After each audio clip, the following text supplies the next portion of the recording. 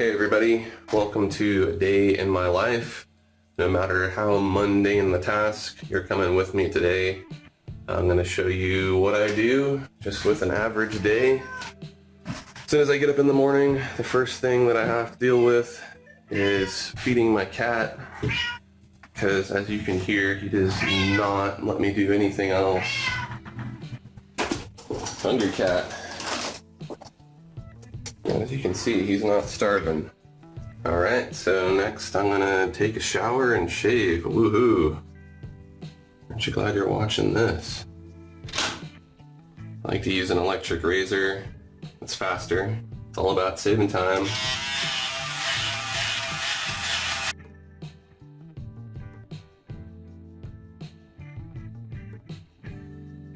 And now it's shower time.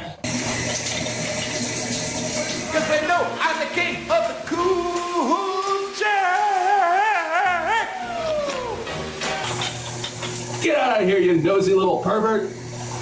Oh, you're fucking precious. Good old Brill cream. It's like what your grandpa put in his hair. Little dab will do ya. A few years ago is when I started doing the 365 Days of Art project. I had long hair.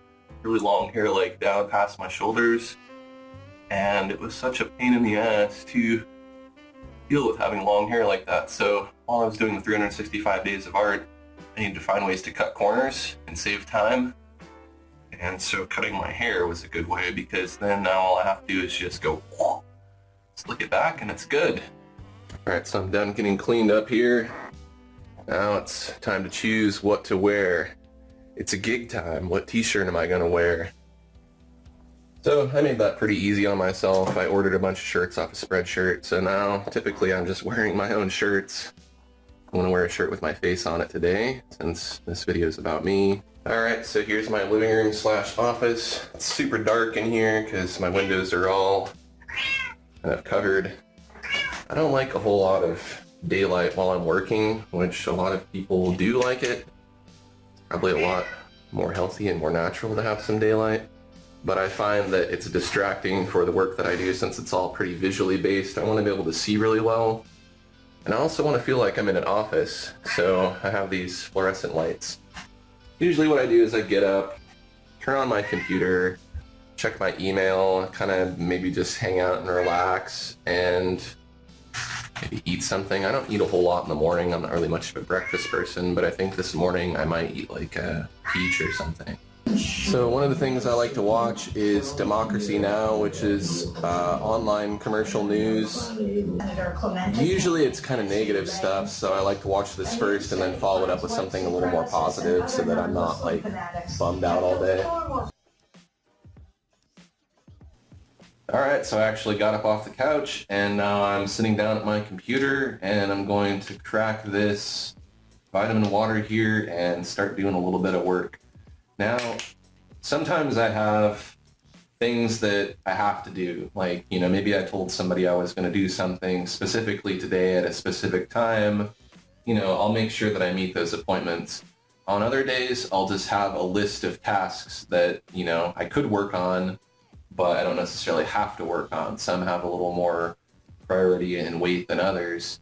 One of the things I need to do today is add some more stuff to Buffer, and Buffer is this free web program that will let you load in posts. I can do like 10 at a time, and then I can schedule them for 10 days in a row, and that's how I've been posting my 365 Days of Art on Facebook, because it's just easier that way. Then I just do 10 at a time, and I don't have to remember to post every single day, and that would be annoying. So probably what I'll do first, these vitamin waters are good.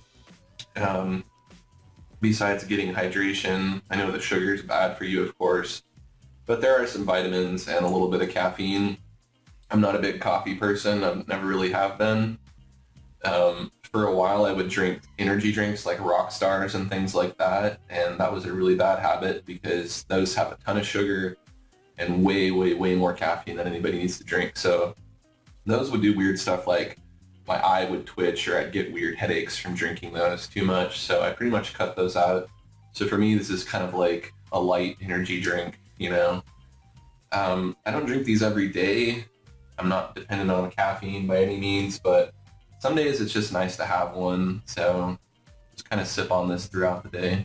So I'm working on my Cintiq 24 HD and my Samsung HD TV here. I have another little monitor off to the side that I use now and then, but not super important.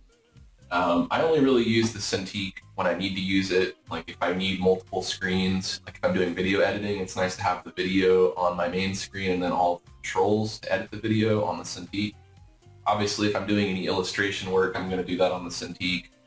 But otherwise, if I'm just doing whatever, you know, just regular web tasks or file management things, I just do it with my mouse and my main screen because that's easier. So we'll get out of YouTube here and let's do the buffer thing.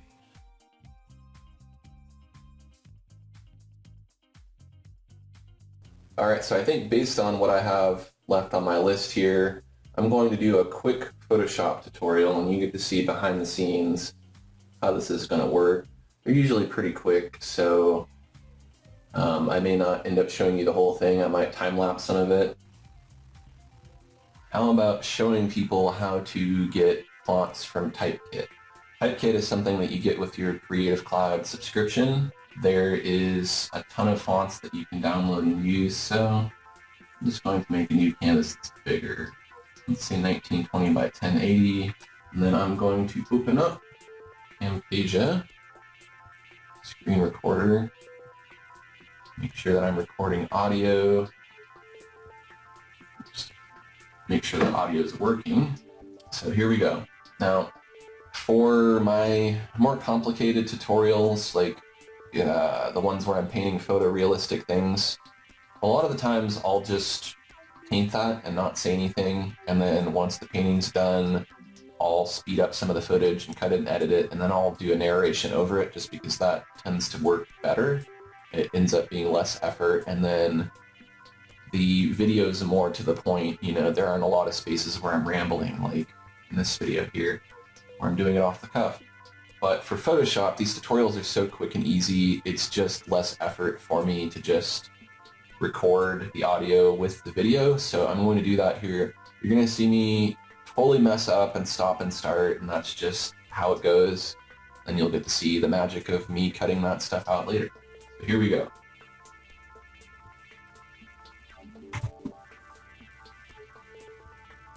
It's Thursday, and that means it's time for another Photoshop tutorial. In this tutorial, I'm going to show you how you can take advantage of the Typekit free fonts that you can get to with your... Let's try that again. In this Photoshop tutorial, we'll take a look at the Typekit fonts that you can access with your Creative Cloud subscription. So what you want to do is open a new document in Photoshop and take out the Type tool, and let's put in a piece of type. Let's call this Typekit fonts.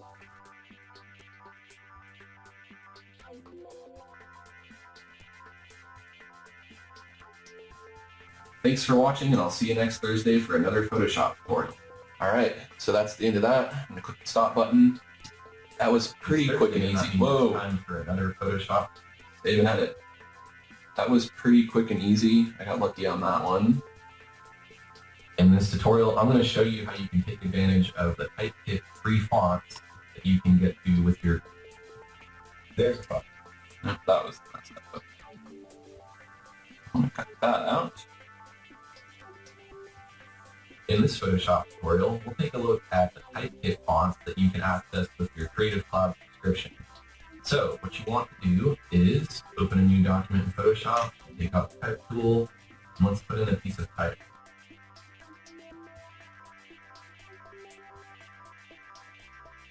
Alright, so that's basically all of the editing that I need to do. And I need to make a title screen for this / thumbnail. So I can do that here in Photoshop. I already have a perfect size canvas for that.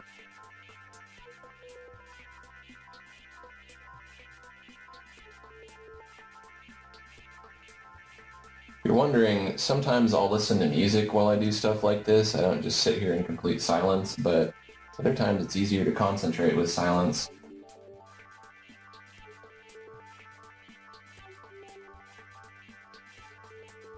Alright, so I just brought that title screen into Camtasia Studio. I'm going to add the title in the beginning.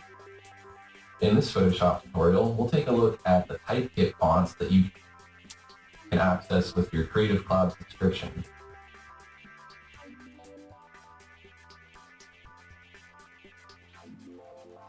Alright, so I think that looks pretty good. Now the next step is to render it. One of the most annoying processes about editing video is it's like trying to bake something. You know, you got to put it in the oven, set it for X amount of time, and just let it do its thing. And sometimes it takes a long time, especially if it's a really long and complex video. Fortunately, this one's short, so it's going to render really fast. So now we just sit back and wait. Drink vitamin water. Could multitask and do something else if I wanted to, but this won't take very long. But there are some videos like the green screen stuff that I do. It might take 3, 4, 5, 6, 7 hours to render out some of that stuff. So even though I've tried to buy a better video card and a better computer and multiple hard drives, it doesn't make that much of a difference when you get into really complicated editing. It's going to take a long time no matter what. So I guess what you have to do in that case is do all your editing, and then when it comes to rendering, since that's going to take 7 hours, just set it to render while you're asleep, and then you're not really like losing out on anything. Fortunately, little projects are pretty easy, but big projects can be pretty temperamental. I like to call this Crashtasia because anything makes it crash. Saving the file makes it crash. Adding videos makes it crash. Playing the video makes it crash. Sneezing makes it crash. Crash, crash, crash, crash, crash. I've never had any program crash so much. It's super annoying because it's like you have to do one step, save, one step, save, one step, save, because if it's constantly crashing, you keep losing all that work. If you've been working for 5 or 10 minutes and it crashes, well, you're out 5 or 10 minutes. And it's hard to remember every single thing that you did if you're just making creative decisions on the fly. So what I do is I save often, and I save copies of my work, because this damn program here, it's so good at what it does. It's irreplaceable in that sense, but it also crashes. So it's like, the best program that I've used for video editing and video recording, but the worst program that I've used for video editing and recording. It's a little bit of both.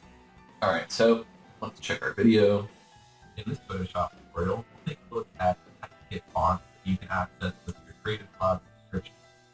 Alright, so I'm not going to make you watch that whole thing. This will actually be up as a video, probably before this video that I'm making now, so I'll just link to it, and if not, if it ends up being the other way around, then you'll end up seeing this tutorial eventually. So, there you go. Alright, so now I'm going to move on to something else.